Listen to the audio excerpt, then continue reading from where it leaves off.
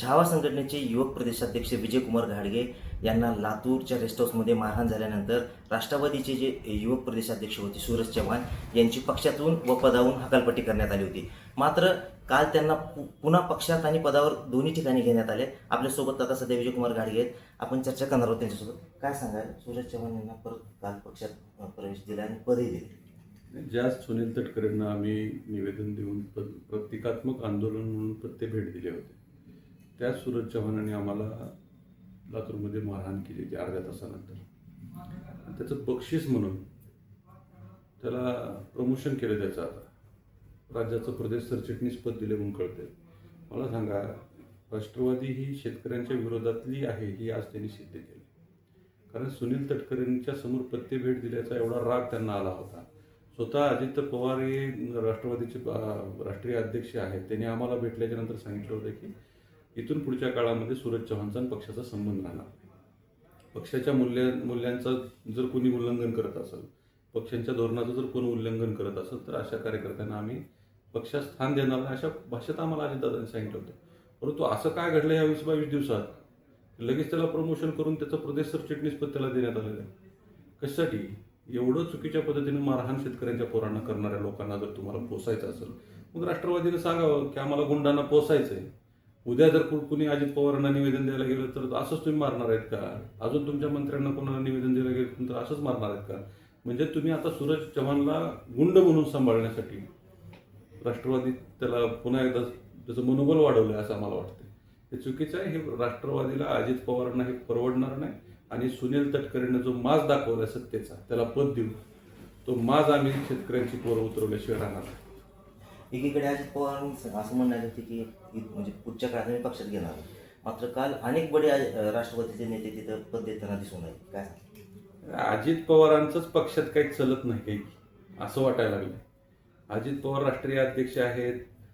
स्वतः त्यांनी राजीनामा मागितला, कडक कारवाई केली, इथून पुढच्या काळात पक्षात त्याला स्थान देणार नाही ह्या भाषेत आम्हाला सांगितलं होतं. परंतु सुनील तटकरेंनी त्यांना का पद दिलं त्या सूरज चव्हाणला, असा आम्हाला संशय यायला लागला की त्या सूरज चव्हाणाकडे यांची बरेच गुपित आहेत या लोकांची. कदाचित त्याला घाबरून या लोकांनी सूरज चव्हाणांचं पुनर्वसन केलं असावं. आता ही सगळे काय गुपित असतील त्याच्या मुळापर्यंत आम्हाला जायचंय. आणि मुळापर्यंत गेल्याच्या नंतर मूळ सापडलं की मुळात सगळं आम्ही या लोकांना उपसून टाकू. एकीकडे आपली मागणी होती की कृषी मंत्र्याचा राजीनामा देण्यात यावा, मात्र तिथे फक्त खातेपलट करण्यात आली.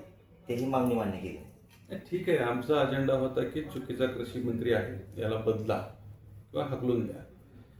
शेवटी आमचा 50% तरी त्याच्यात विजय झाला. शेतकऱ्यांच्या पोरांच्या लढ्याला यश आले. कारण कृषी मंत्री बेताल वक्तव्य करतोय, कृषी मंत्री हा सभागृहात पत्ते खेळतोय, अशा पद्धतीची आमची मागणी होती. राज्यातल्या शेतकऱ्यांमध्ये संताप होता.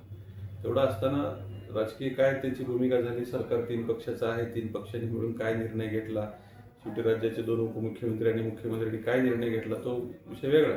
परंतु कृषी मंत्री पदावरून त्यांना बाजूला केले, यात शेतकऱ्यांच्या पोरांचा विजय आहे. आम्ही त्यांचं समाधानी होतो. आज मनोज जरांगे पाटील यांची पण आपण भेट घेतली. नेमकं काय चर्चा झाली? नाही, मराठा आरक्षणाच्या संदर्भात मनोजदादासोबत चर्चा झाली. उद्याच्या 29 तारखेची जी मुंबईची दौरा आहे, मुंबईचं आंदोलन आहे, त्या संदर्भात सकारात्मक चर्चा झाली. आणि ताकदीनं मुंबईच्या आंदोलनासाठी छावा संघटना अग्रभागी राहणार आहे. शेवटी कुठल्याही परिस्थितीत समाजाला न्याय मिळाला पाहिजे हीच भावना आहे. आणि मनोजदादाची जी भूमिका आहे त्या भूमिकेला छावा संघटनेचं पहिल्या दिवसापासून समर्थन आहे आणि आरक्षण मिळेपर्यंत राहणार. सूरज चव्हाणची जी पदोन्नती झाली, पक्षप्रवेश झाले, याबद्दल काय चर्चा झाली का मनोज जरांगे?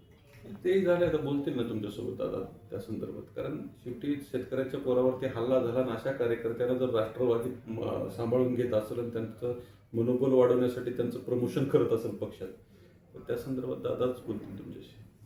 आता पुढे छावा संघटनेचं काय पावित्र्य राहणार आहे आंदोलनाच्या स्वरूपामध्ये? कारण सूरज चव्हाण यांना परत पदोन्नती दिली. ठीक आहे ना, शेवटी त्याचा राजकीय पक्षाचा निर्णय आहे. त्यांनी एवढंच केले की आमच्या जखमा ओल्या असताना तुम्ही असंच सिद्ध केले की महाराष्ट्रात आम्ही कुणालाही मारलं, काहीही केलं तरी आम्ही आमचे गुंड आम्ही सांभाळणारच, हा मेसेज तुम्ही महाराष्ट्राला दिला आहे.